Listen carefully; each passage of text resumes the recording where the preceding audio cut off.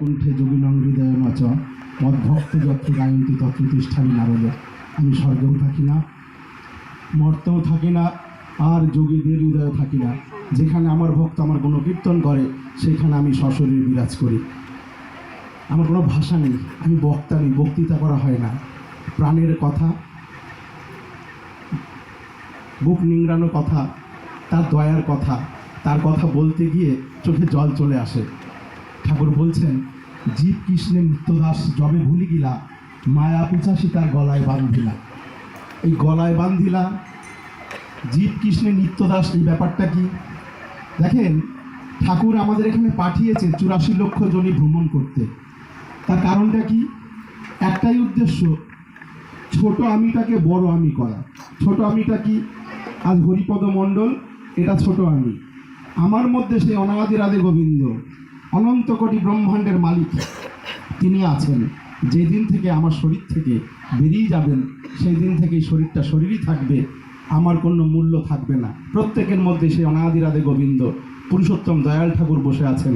তিনি যতক্ষণ আছেন ততক্ষণ আমার আড়াই বড়াই, বাড়ি গাড়ি, টাকা পয়সা, মান সম্মান, ছেলে মেয়ে, স্ত্রী পুত্র, কত আমার কত কিছু।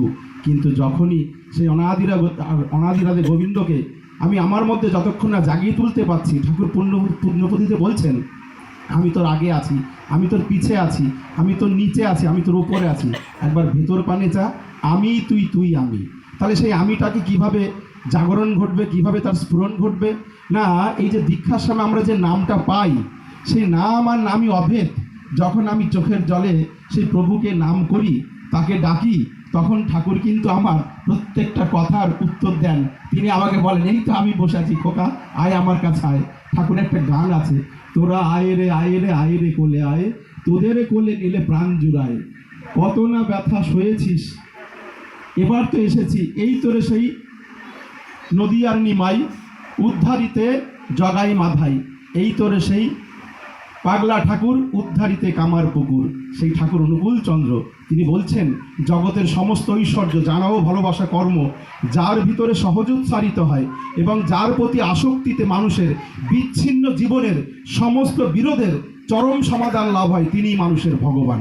তাহলে ভগবানের সংজ্ঞা কি সুন্দর তিনি বলে দিলেন, তাই না? আমার একটা ছোট্ট ঘটনা মনে পড়ে। প্রভু যখন দাপর যুগে লীলা করছেন, তখন আপনারা সবাই জানেন, সেই লীলায় যখন আমাদের কুরুক্ষেত্র যুদ্ধের সব কমপ্লিট হয়ে গেছে, অর্জুন তার হঠাৎ মনে হলো যে আমি যে জ্ঞাতি নিধন করেছি, আমার প্রচুর পাপ হয়েছে, তাই পাপকে মুক্ত হতে গেলে আমার একটু গঙ্গা চান করতে হয়। তা একদিন পার্থকে বললেন, ঠাকুরকে বললেন, শ্রীকৃষ্ণকে, যে সখা আমার তুমি একটা উপকার করবে। বলছে বলো। বলছে আমার একটা ইচ্ছা আছে, যে আমি জ্ঞাতি নিধন করেছি, আমার প্রচুর পাপ হয়েছে, এই পাপ থেকে মুক্ত হতে গেলে আমার একটু গঙ্গা নাইতে হবে। তা কী করতে হবে? না, আমার একটু তুমি গঙ্গায় নিয়ে চলো, চান করবো। বেশ ভালো, চলো। তা এখন গঙ্গা চান করার জন্য বেরিয়েছেন। এখন পথের মধ্যে খানিকটা যাওয়ার পর তিনি বললেন যে দেখো সখা, এই ঘোড়াগুলো তো অনেকক্ষণ চলেছে, তা আমি এর জন্য কিছু ঘাস আরোহণ করে নিয়ে আসি, নাহলে চলবে কি করে। তো তিনি চলে গেলেন। এখন ঘটনা কি হয়েছে, ওইখানে এক 4 জন সে মরা নিয়ে যাচ্ছে। এখন ওই যে ঘোড়া যেখানে দাঁড়িয়ে ছিল, অর্জুন যেখানে বসে আছে, সেখানে রেখে তারা আবার কি কাজে যেন গেছে। বলছে ভাই একটু দেখো। তো যথারীতি তিনি সেখানে দেখছেন, ইতিমধ্যে 2টো শেয়াল, একটা হচ্ছে খুব পেটিক পুটুক আমার মতো, স্বাস্থ্য শরীর ভালো, মানে পেটটা বড় আর কি, আর একটা হচ্ছে গিয়ে রোগা খিটখিটে।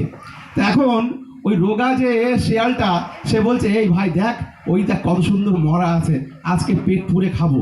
তো বলছে ঠিক আছে তুই আগে যা। তা এখন ওই যে শীর্ণকায় শিয়ালটি সে এসেছে, এসে ভালো করে তার মুখটা শুকলো, হাতটা শুকলো, পেটটা শুকলো, পাটা শুকলো, সব শুকেছে। শুকার পর সে আর খেতে পারলো না, চলে গেল ওই মোটা শিয়ালের কাছে। বলছে আরে তুই খেলি না কেন? বলছে খাবো কি ভাই, ওই শালার মুখ দিয়ে না কোনোদিন কৃষ্ণ কথা কয় নাই। ঠাকুর অনুকূলচন্দ্র যে প্রার্থনা দিয়েছে, সকাল বিকেল প্রার্থনা করতে হয়, ডিপির কাজ করতে হয়, তাই না? আমরা ডিপির কাজ করি তো মায়েরা, মানুষের কাছে যাই তো, কত দুঃখ, কত যন্ত্রণা, কত জ্বালা তারা নিয়ে বসে আছে, তাই না? মৃত্যু হয় না, আপনারা গেলে দেখবেন তারা পরমধাম পেয়ে যায়। যতক্ষণে আপনারা যাচ্ছেন তারা কিন্তু পরমধাম পাচ্ছেন। আমি প্র্যাকটিক্যাল পেয়েছি কিন্তু প্রভুর নাম করতে গিয়ে, ডিপির কাজ করতে গিয়ে, অলৌকিক ঘটনাগুলো। তা এখন বলছে তাহলে সে তো বুঝলাম মুখটা খেলি না, তাহলে হাতটা কি হলো? বলছে ওই হাত দিয়ে কোনোদিন ইষ্টবিধি করেনি। মানে তখন ইষ্টবিধি ছিল জানেন তো, সে যুগেও ইষ্টবিধি ছিল। মানে প্রভুর সেবার জন্য কিছু দেয়নি, দান ধ্যান করেনি, যারা ভিক্ষা করতে আসতো তাদের ভিক্ষা দেয়নি।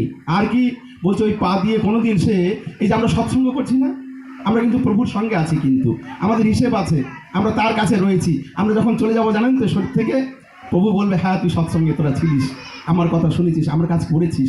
আমাদের জানেন তো শত পাপ শত দুঃখ তিনি মাফ করে দেবেন। কেন? আমরা তার সঙ্গে আসি, আমরা সেই চোখের জলে ডাকি ঠাকুরকে, সকাল সন্ধ্যায় ডাকি ঠাকুরকে, প্রার্থনা করি, তাই না? সৎসঙ্গে যাই, আচার্যদেবের সঙ্গ করি। সেই অনাদিরায় সুন্দর গোবিন্দ তিনি বসে আছেন, তিনি বসে আছেন আমাদের জন্যে। আমরা যখন এই যে যাবো, আমি আছি রাত্রিবেলায় ছটফট করছি, কখন গিয়ে ঠাকুর আমার মালিককে গিয়ে দর্শন করবো। আমায় বলেছে শোন, তুই তো কদিন পরে আসবি না, তোর পেটটা যদি এরকম থাকে না তোকে এখানে ঝুলিয়ে দেবো। আমার ঠাকুরকে মুনি ঋষিরা যুগ যুগ পায় না। সে গোবিন্দ তিনি সশরীরে পড়ে আছেন। আমার মতো অকিঞ্চিত কর, যার কোনো মূল্য নেই, যার কোনো দাম নেই, তাকেও তিনি খবর নেন তোর পেটটা বড় হলো কেন। তা আপনারা যারা, তারা কেউ কিন্তু কমতি নন, সবাই ঠাকুরের কাছে অমূল্য সম্পদ।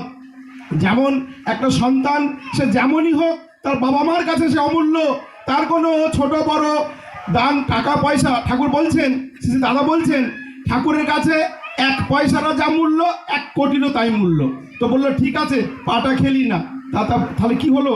বলছে শোনো, ও আবার এসলো, ওই সাথে থেকে বললো শোন ভাই, কি তুই তো একটা কথা বলে গেলি, সে তো বুঝলাম, কিন্তু জানিস তো ওই যে রথে বসে আছে, ওই রথের যে রথী, তিনি তার পায়ে গঙ্গা তার উৎপত্তি, সেই মূর্খ তাকে নিয়ে এসছে গঙ্গা চান করার জন্যে, ওর মতো অধমার দুনিয়ায় নাই। তাই দেখুন অর্জুনে তখন চৈতন্য ফিরল। তাই তো যিনি অনাদিনাদে গোবিন্দ, তিনি যা বলেছেন, তিনি যা করতে বলছেন, আমি যদি সেটা না করি তাহলেই আমার কিন্তু মূর্খতা, আমার মূর্খতার জন্য আমি দায়ী হব। তাই ঠাকুর বলছেন বুদ্ধ ঈশায় বিভেদ করো, শ্রী চৈতন্য রসুল কৃষ্ণে জীবুদ্ধারে আবির্ভূত হন। একই তাও জানো নে, আজকে এই মাটি এখানে আছে জানেন তো, তিনি সূক্ষ্ম শরীরে ঠাকুরের এই যে তার নাম গুণাগুণ হচ্ছে, তিনি মুক্তি পেয়ে যাবেন। আর আমরা যারা তাকে পেয়ে তার কাজ করলাম না, আমরা তাকে ব্যর্থ নমস্কারে ফিরিয়ে দিলাম, আমাদের কিন্তু ছাড় নেই, আমাদের শতকতে কাজের কৈফিয়ত আমাকে কিন্তু দিতে হবে। তাহলে আমি কি করতে হবে? যজন যাজন ইষ্টবিধি সস্তরী সদাচার, সৎসঙ্গে যাওয়া আর ডিপির কাজ করতে হবে।